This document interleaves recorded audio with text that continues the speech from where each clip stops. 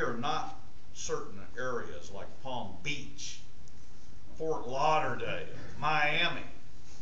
They don't care. But they want to tax every one of our folks in all 14 counties. And we're the only ones in the state. This is what I want you to realize.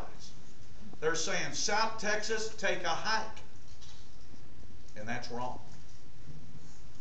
They're trying to rope the 14 counties off and treat us differently than the rest of the state. And I'm tired of it. I've fought this battle for 4 years since I got back.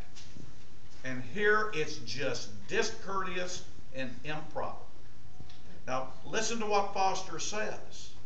Not only are they trying to tax your insurance policies, and we're the only ones. It'd be the precedent in the state of Texas history that they segregate us versus the rest of the state. Now, Joe, there was a $2 billion storm recently in Dallas. Does anybody talk about auto rates being hit up there? What about those tornadoes in West Texas, Art?